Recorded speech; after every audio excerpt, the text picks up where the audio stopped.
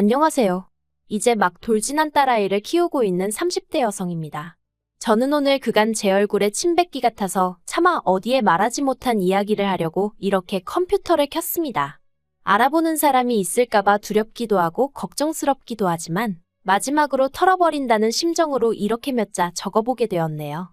두서가 없더라도 들어주시면 감사하겠습니다. 남편하고는 대학교에서 동아리 활동을 하다가 알게 되었습니다. 그리고 이후로는 서로 이따금씩 안부나 묻는 사이로만 지내다가 본격적으로 연애를 시작한 건 저희 둘 다 29살이 되었을 때였죠.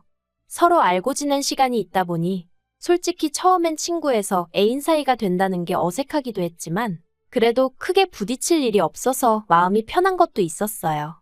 그리고 사실 남편이나 저나 상황이랄지 배경이랄지 좀 비슷한 구석이 있었거든요. 그래서 더 마음이 편했던 것 같기도 해요. 사실 남편이나 저나 둘 다 이혼 가정에서 자랐어요. 남편의 경우 남편 나이 6살 때 어머님 아버님이 이혼을 하셨고 이후로 어머님과는 거의 본 적도 없다고 들었습니다. 다시 만나게 된 게 저희 결혼 이야기 나오고 얼마 지나지 않아서였다니까 말다 했죠. 두 사람 사이에 딱히 기억이랄 것도 없고요. 참고로 아버님은 재혼 안 하시고 혼자 남편을 키우셨어요. 어머님은 아버님과 이혼 후 1년 만에 재혼하셨다가 10년 살고 또다시 이혼하셨다 들었습니다. 이후로는 본인 말씀으로 자유로운 영혼처럼 사셨다는데 이건 여담이지만 60도 넘으신 여사님 입에서 자유로운 영혼처럼 살았다는 건 무슨 뜻일까 하는 생각이 잠깐이지만 들었고 별로 좋게 들리진 않았어요. 아마 이미 이때 제가 어머님에 대해서 별로 좋은 감정이 아니었는지도 모르겠습니다. 내 남편의 어머니라곤 해도 내 남편을 키워주신 분은 아니라서 그랬는지 아니면 제 처지와 비슷해서 그랬는지도 모르겠어요. 저희 친정부모님은 제가 중학교 때 이혼을 하셨고 이후로 저는 친정어머니 손에서 자랐습니다. 그래도 저는 고생은 많이 안 했어요. 외가 쪽에 재산이 있어서 외조부모님이 친정어머니랑 저를 많이 챙겨주셨거든요. 그래도 친정어머니는 마음고생은 많이 하셨을 테지만요. 그리고 저 또한 남편처럼 친정아버지에 대한 기억이 별로 없어요. 이혼 후 친정어머니 말씀으로는 양육비는 한 1년 정도 보내다 말았고 이후로는 어디 가서 새살림이라도 차렸는지 아니면 죽었는지 소식을 전하지 않더랍니다. 친정어머니는 그런 친정아버지가 야속했지만 굳이 찾으려고 하진 않으셨대요. 아무튼 이런 배경이 비슷하다 보니 소위 서로 척하면 척하고 알아들었고 그게 너무 편하고 좋아서 결혼까지 결심했어요. 그런데 결혼식 날짜 잡고 식장까지 다 결정되고 나서야 남편이 어머님하고 연락이 닿았다는 이야기를 전해왔고 솔직히 저는 혼란스러웠습니다. 저에겐 없을 줄 알았던 시어머니라는 존재가 생긴 것도 얼떨떨했고 남편도 그다지 기뻐 보이지 않았거든요. 그런데 더 황당한 건 어머님께서 저희 결혼식에 그것도 혼주석에 앉고 싶어 하신다는 사실이었어요. 사실 저는 친정아버지가 안 계시니 남편과 같이 입장하려고 했고 화촉점화는 이미 아버님과 저희 친정어머니가 하시는 걸로 생각하고 있었거든요. 그런데 갑자기 생각지도 못한 어머님이란 존재가 나타나서 감나라 배추나라 하니까 솔직히 달갑지 않았습니다. 하지만 거기까지도 그러려니 하고 이해하려 했어요. 어쨌든 어머님께는 저희 결혼식이 큰 의미겠구나 싶어서요. 그런데 그게 다가 아니었습니다. 남편이 전하길 어머님이 당신 친척들과 지인들도 부르고 싶어 하신다는 거예요. 20년 넘게 얼굴은커녕 서로 소식도 모르고 지냈던 사람들을 말이죠. 그리고 그때부턴 솔직히 어머님이 도대체 저희 결혼식을 뭐라고 생각하시는 건가? 짜증도 나고. 그래서 결국 하객의 머릿수를 이유로 어머님께 친인척분들까지 모실 자리가 없을 것 같다고 말씀을 드렸습니다. 하지만 이 일로 어머님은 며느리 될 사람한테 무시를 당했다면서 결혼식 당일 혼주석에 앉아 눈물 콧물을 빼셨고 한마디로 결혼식장은 뒤숭숭 그 자체였습니다. 남편은 그런 어머님께 이럴 거면 그냥 돌아가시란 소리를 했는데 그게 또 빌미가 되어 어머님은 피로 현장에서도 훌쩍이셨으니 정말이지 저야말로 너무너무 속이 상해서 신혼여행지로 향하는 내내 눈물만 나더라니까요. 그런데 이건 시작에 불과했습니다. 저희는 양가 도움 없이 신혼집을 구했는데 얼마 지나지 않아 어머님께서 떡하니 저희 집에서 10분 거리로 이사를 오셨거든요. 혼자도 아니셨어요. 저희보다 10살쯤 어려 보이는 여자와 함께였는데 알고 보니 재혼 후 낳으신 딸이더라고요. 황당해서 자식이라곤 남편 하나밖에 없다고 하시지 않았냐고 따졌습니다. 사실 그래서 혼주석에 앉게 해드린 것도 있었거든요. 그런데 말씀하시길 아들이 저희 남편 하나라고 했지. 자식이 남편 하나라고 한 적은 없답니다. 이때 확실히 깨달았죠.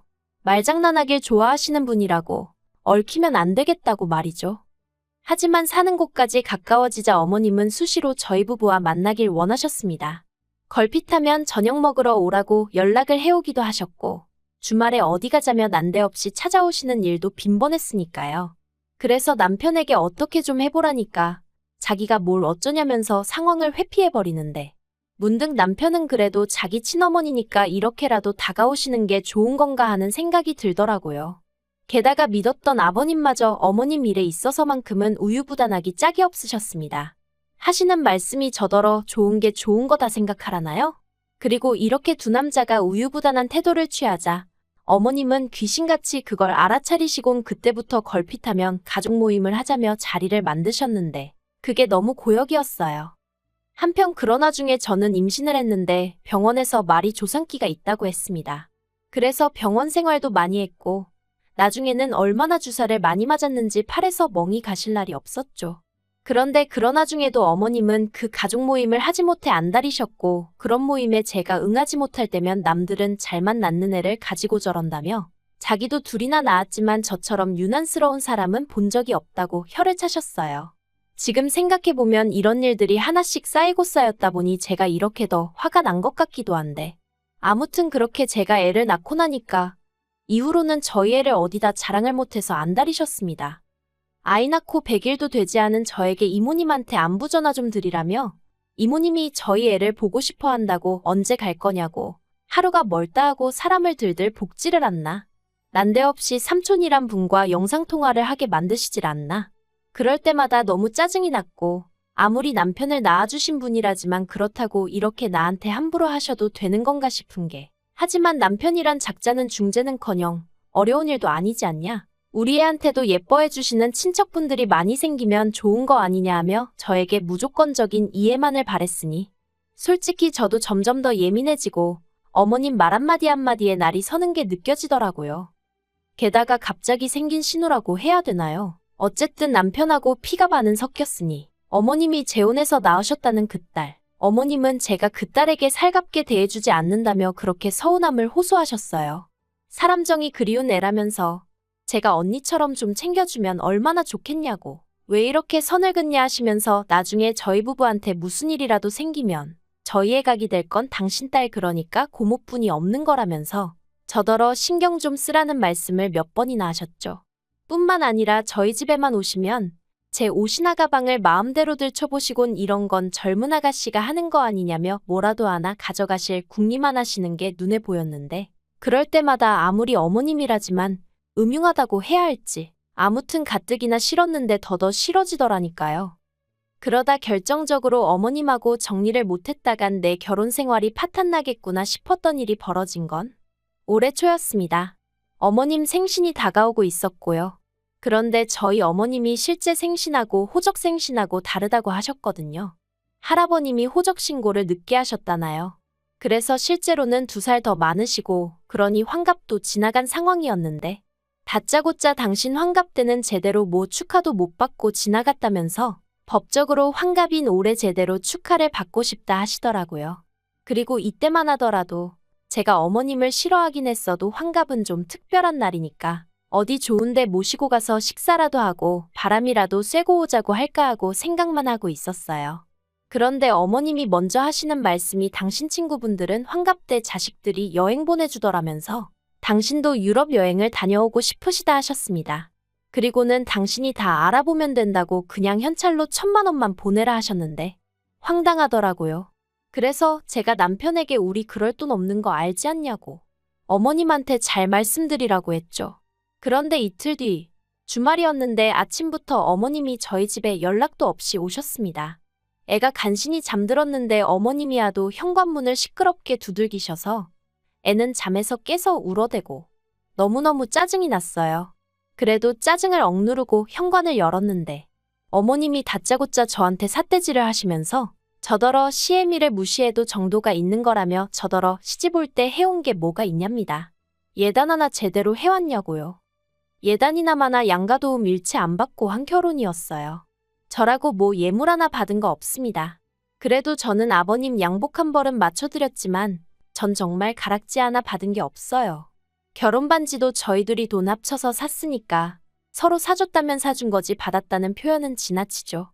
그런데 뜬금없이 어머님이 예단 타령을 하시니 얼마나 어이가 없던지. 하지만 어머님은 계속해서 원래 결혼할 때 며느리가 시애미한테 백 하나 밍크 한 벌 정도는 해주는 게 기본 아니냐. 그런데 넌 그것도 입 싹 닫고 넘어가 놓고 시애미 환갑이라 여행 좀 보내달라는데 그것도 못한다고 그러냐.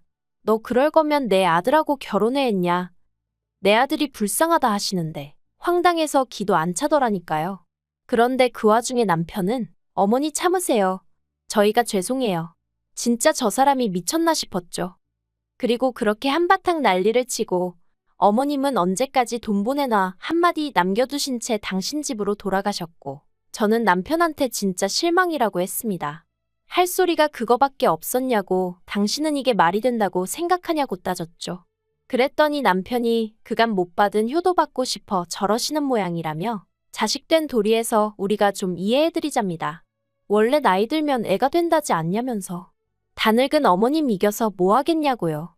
그래서 제가 이제 와서 무슨 효도가 받고 싶으신 거냐고. 내가 차라리 아버님이 저렇게 나오시면 이해를 하겠지만 당신 크는 동안 코빼기도 안 비추셨다면서 이제 와서 뭘 바라시는 거냐고 화를 냈어요. 그랬더니 남편이 저더러 네가 왜 성질을 내냐입니다.